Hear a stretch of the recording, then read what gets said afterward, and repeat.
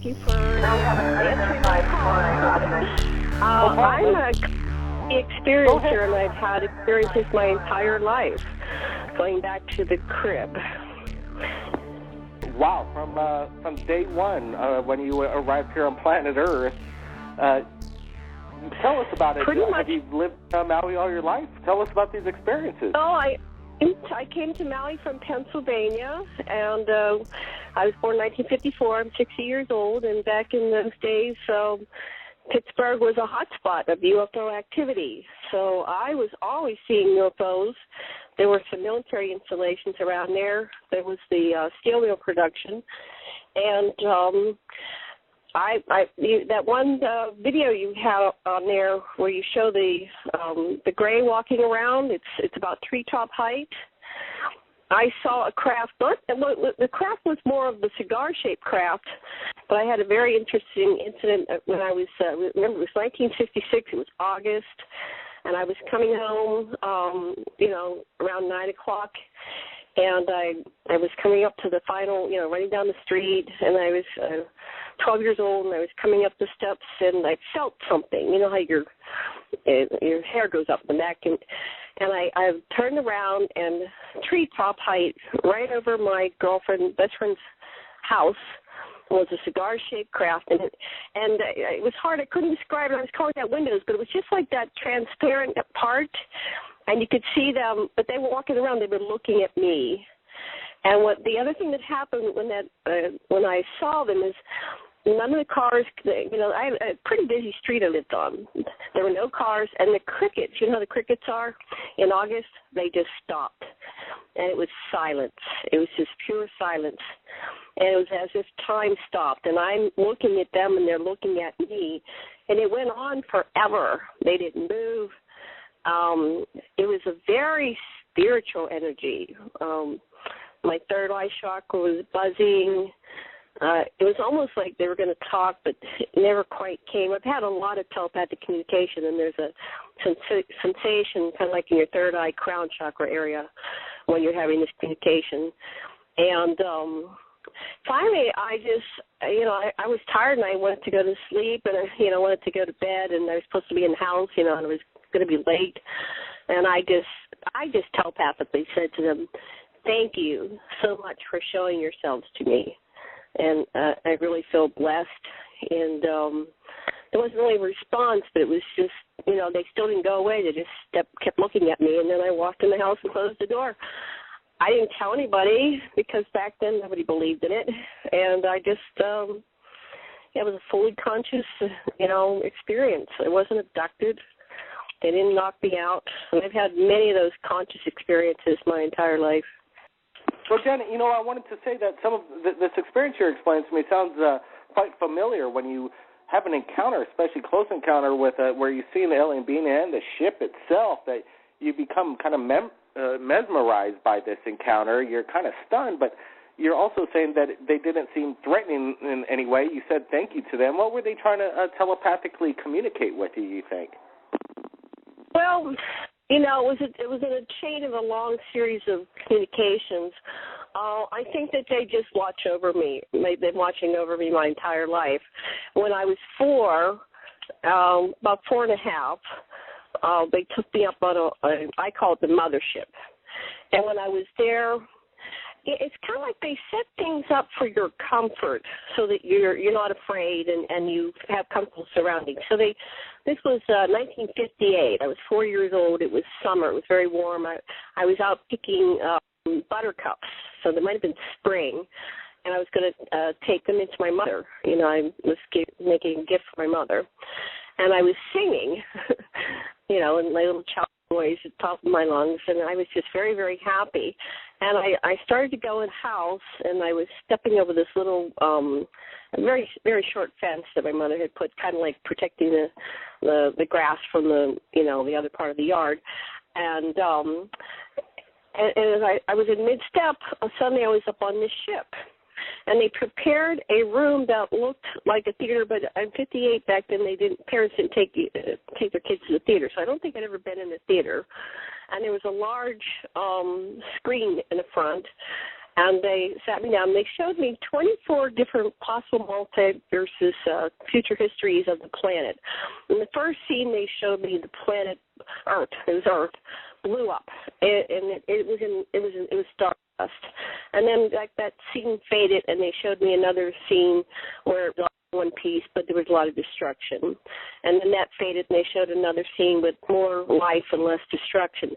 And they were showing things, you know, when you have telepathic communication, it's more than the visual. There's all these concepts and images in your mind at the same time. And so I'm seeing, like, there's, you know, the trees are dead. I'm seeing that the animals are dead, right? They're showing me all this, both visually and telepathically.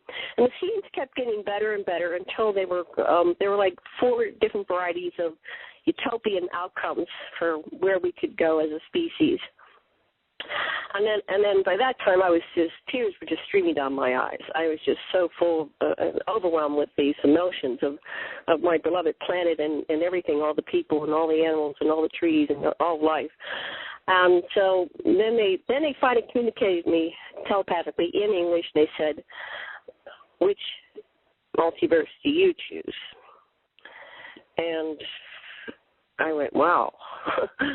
And I realized, and I've gone over this hundreds of times, that we are the chooser, you know, and I was the chooser in that moment. And so there was one of the utopian ones that stood out in my mind, and I said, you know, that one. And they know, because it was all telepathic, they knew which one I was, you know, visualizing in my mind. So then when I made that decision, they brought me back to the earth, and I was putting my foot down. Now, when I put my foot up and they took me, the sun was like high noon, you know, it was almost right over my head. But when they was returned, the sun was setting, and it was a particular beautiful sunset. The sky was full of bright colors. It was amazing. And they said, and that wasn't so much work, but concept. Like, I'm here for a mission. I'm coming here to do something that's going to benefit all of humankind. And, you know, it's going to be a while, but, you know, that I had worth and value, and that my purpose for life was something that was going to be, you know, positive outcome in the end. And I was floating. I was just so full of love. And once again, I didn't tell anybody. But that was another full day conscious experience that I had. So they told me that they're always watching out for me. So I think that contact I had in 1966 when I was 12 years old was just, we just want you to know we're here. We're always here for you. Wow, Janet, what an incredible story right in the beginning of our Third Phase Moon radio show to share this experience that you've had multiple times throughout your life. It sounds like we're just kind of hitting the tip of the iceberg. You were aboard a mothership and showed scenarios on how Earth might have its demise or its positive outcome. Quite incredible. Janet, stick around. We want you maybe to come back here in the show. We got to get to other callers, though. The lines aren't lining up, and, you know, Third Phase of the Moon is a place to share your incredible stories. Let's jump to area code 207. You've been holding on for about 30 minutes. Thanks for holding on. Tell us your name and where you're calling from. My name is Sean, and I'm from Augusta, Maine. Hey, Sean, welcome to the show. Thanks for calling in. You got a story you want to tell us? Yeah. About 6 years ago, I had taken a camcorder, and I wanted to, you know, videotape and see if I could find anything myself. And, well, one day I saw this thing on YouTube. It said, put a lens on, UV lens on, and you can see UV light. You know, it tints everything green, but it shows you the UV light your eye can't normally focus on and see. So I fixed it to my camcorder, and I went to the window. And mind you, I lived on the 3rd floor at the time. I went to my window, and I opened my curtain, and right in front of it was this giant white orb. It was like 20 feet away, hovering over the middle of the road, and between me and a church. I live right next to a giant church. And it had a little orb floating in front of it, above the front door of the church, right where there's like a giant circle, like it looks like a flower. And they were over both the doors, or it was over both the doors, and they were solid white. But the moment I saw them, I couldn't move. The moment I opened the curtain, I had a camcorder in my hand. I couldn't do anything. Couldn't move my arms, nothing. All I could do was stare in awe. So I'm looking at this, and then all of a sudden I'm like... basically the show's in state of suspended, basically, animation and shock and awe when you're seeing this. Are they taking over? I understand where... Go ahead. Sorry. What was that, Sean? Go ahead. No, I'm just trying to count exactly how it went. Well, after a while, I realized it's, I'm not moving, and this thing went from solid white to like a mother of pearl spin. It was about 25 feet in diameter, the big one. The small one was about 6 feet in diameter. And they were, mind you, 35 feet in the air, and this is in broad daylight in the fall. And I have footage, because after I looked up and it started swirling, like a, you know how you take gasoline, you put it in water, and it has those beautiful colors in that I can't think of the word. Has all the colors. Illuminated. When you spill gasoline in water, you know how you get those really fluid colors? Iridescence? Yeah, I guess so. It was like that, and it started spinning like a whirlpool, but it never sunk into itself. And I all of a sudden in my head, I had to go outside and get a better shot. So that's exactly what I did. I left you a message on this ad that you have for tonight. I'm from Bougeron, and I was dying for you guys to take a look at my video. I also have absolutely, Sean. Hey, can you send me the link right now so we can take a look at it via the Cousins?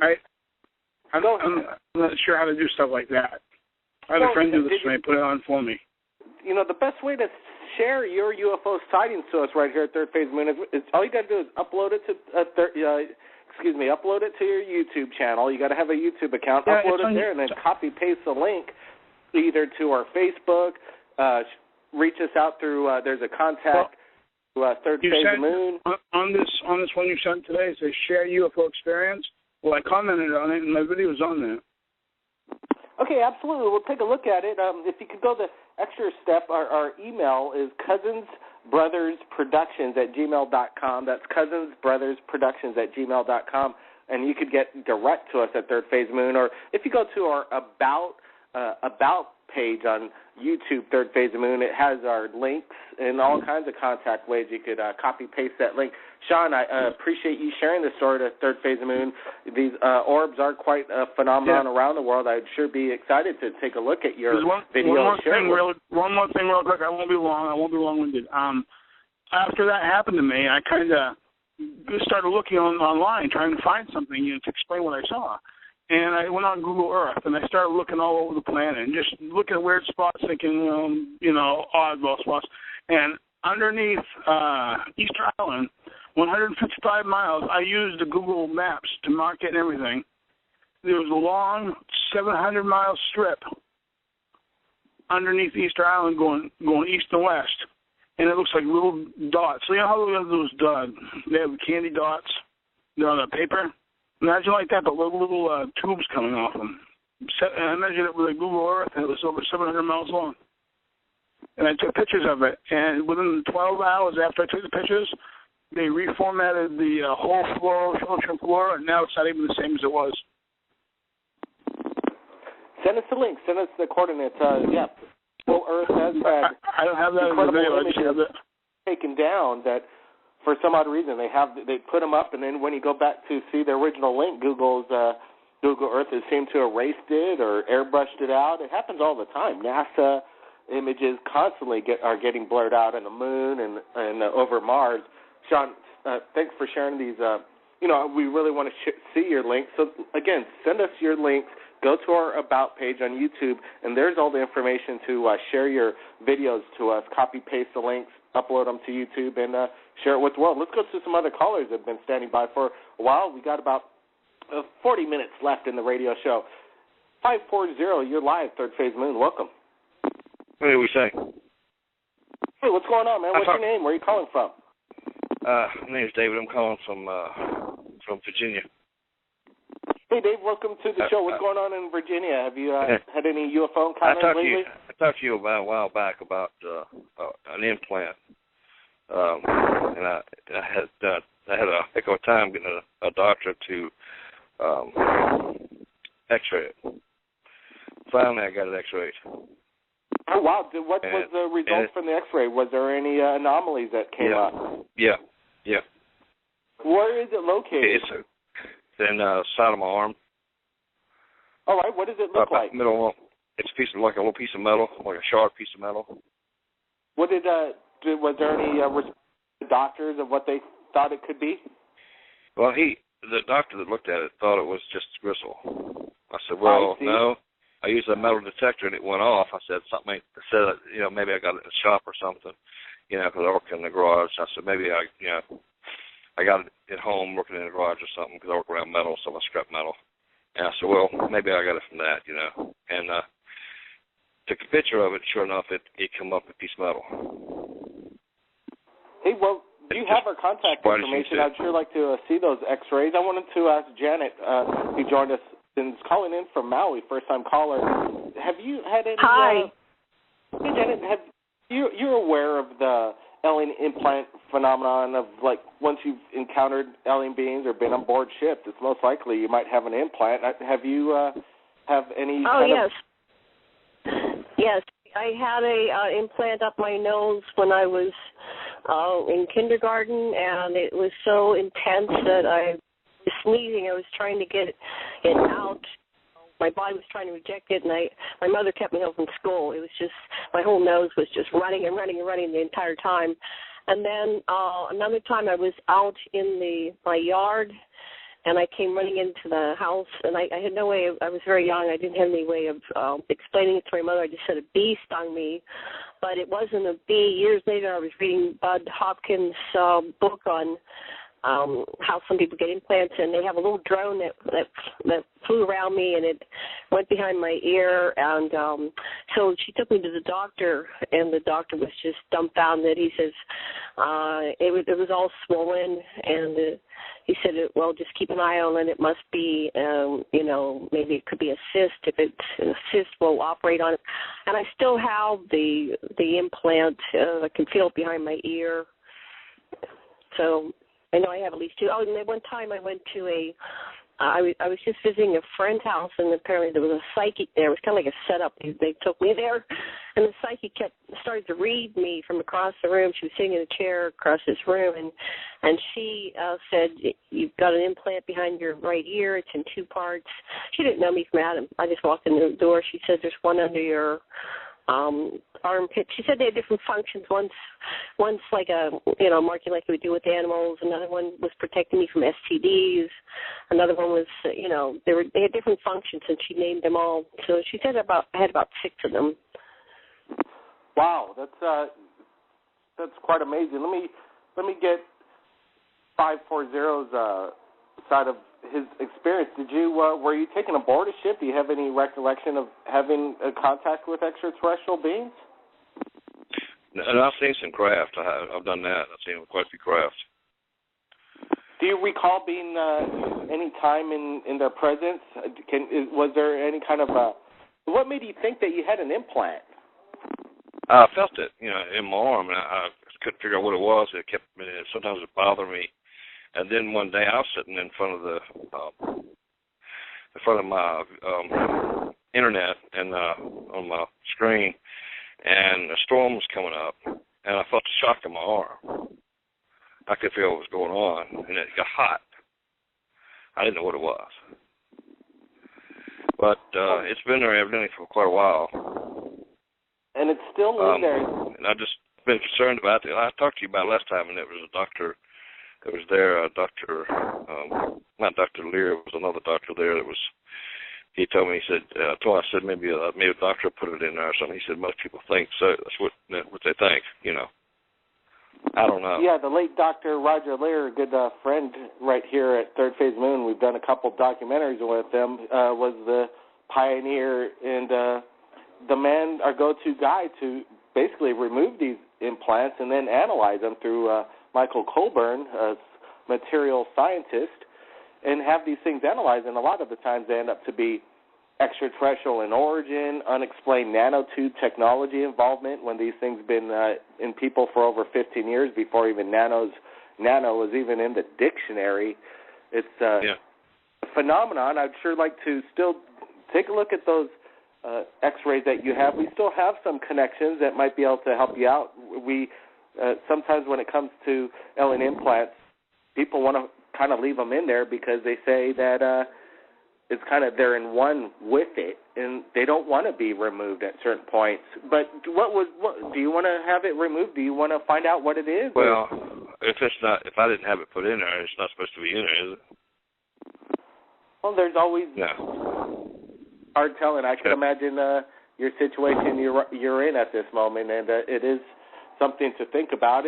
If you want to further investigate what you have in your body, definitely, again, send us your X-rays, your contact information to cousinsbrothersproductions@gmail.com directly to us right here at Third Phase of Moon, and we might be able to help you out. Let's go to some other callers calling in from around the world. This is an unknown number, so we're just going to have you say your name and where you're calling from. 111 area code. Go ahead. You're live. Third Phase of Moon. Hi. I was just calling to listen in. Hey, well, welcome to the show, and thanks for listening in. We're going over aspects of people sharing their experiences right on Third Phase Moon, and we're looking for people to share their testimony to us via videos or video, just some testimony themselves, to shoot themselves and share their stories to the world. Have you had a UFO experience?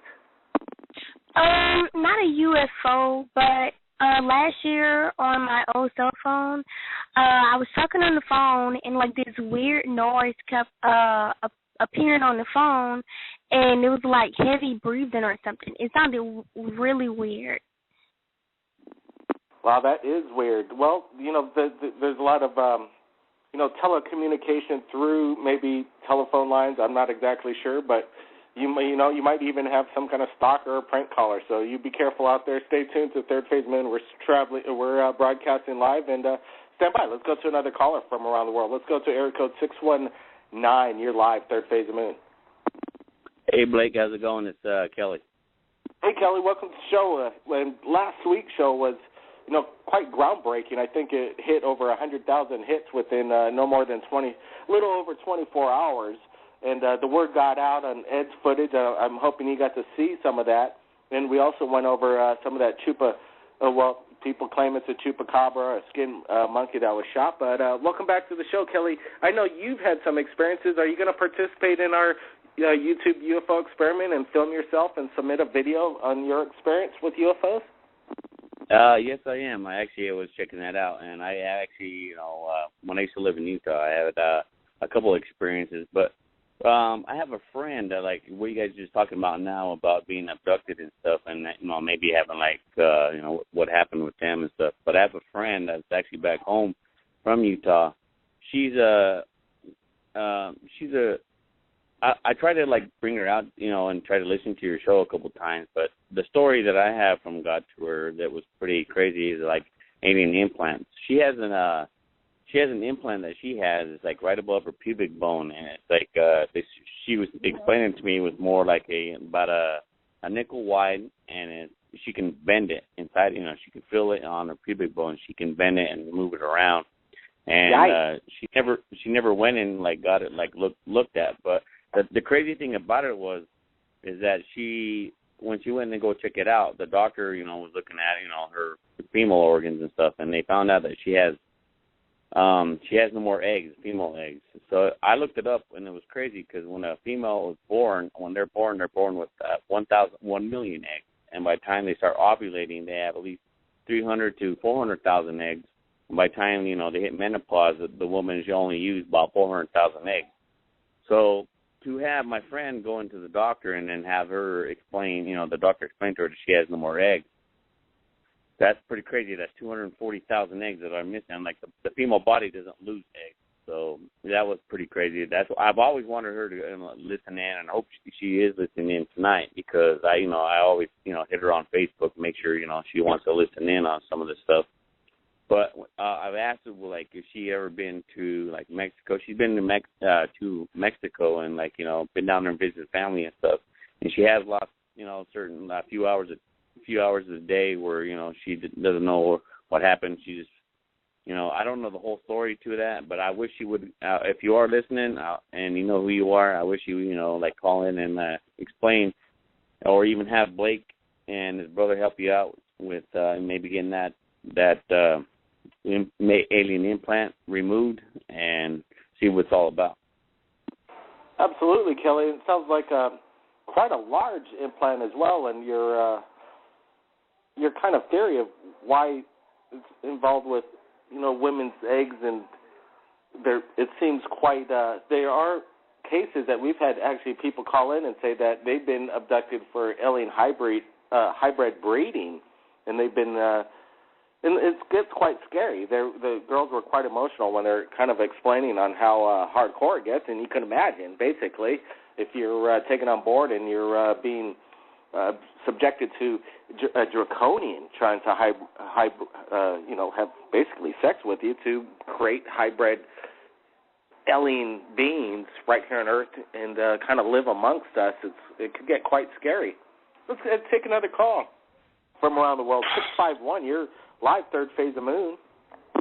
Oh, hey. Hello? Yes, hello, you're live. Tell us where you call from. What's your name? St. Paul, Minnesota. My name is Shangwa Tervain. Shangwa, welcome to the show. Yeah. Hey, thanks. I just want to share a cool little story. I just want to get this out. But when I was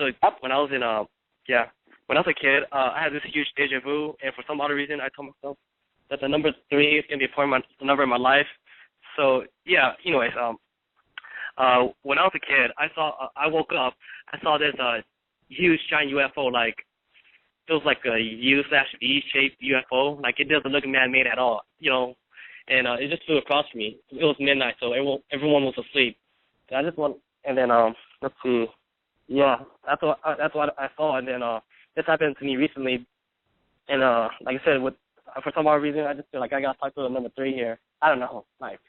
It's kind of weird.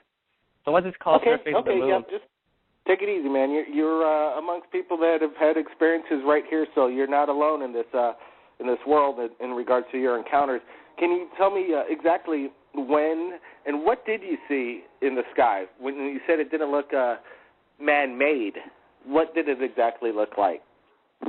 I don't know, something you would see from Star Wars. You know what I mean? Really high tech, squares and lights. It's I don't know. It's hard to explain, but it just looks really cool. But even though I was a kid, I could tell what an airplane looks like, or you know what I'm saying? I just know that it didn't look like any other airplane. I know what a jet looks like, and it just looks really amazing. It's U/V shaped, that kind of form, and it was shining lights everywhere, and it was awesome. I just want to share that. I just want to share tell the world that I know what I saw, and I'm not crazy. Absolutely. Hey, thanks. We believe you, and the world is listening, and we're going to be posting this up probably tomorrow right here on Third Phase Moon YouTube exclusively. When you said you had a recent sighting? Yeah, I was just trying to look for aliens again because I know they're real or whatever, some high tech, something out in the sky. I just want to look around for the hell of it, and I just saw. God, I don't know. It's like a glowing light. I'm not sure if it's a UFO. It could be my imagination, but I was riding my bike at a park. I live at a countryside, so just riding around, and then I don't know. I just saw this light. That's all. Hey, man, it takes a lot of guts to come on and tell your story to the world, and we appreciate it. We advise you to, film yourself, upload it to YouTube, send it to us, because we're working on pretty much one of the biggest worldwide experiments is to get as much testimony on video of people, real people from around the world, sharing their incredible stories right here at Third Phase Moon. Let's go to another caller calling in from around the world. 323, you're live, Third Phase. Welcome. We have an unidentified flying object.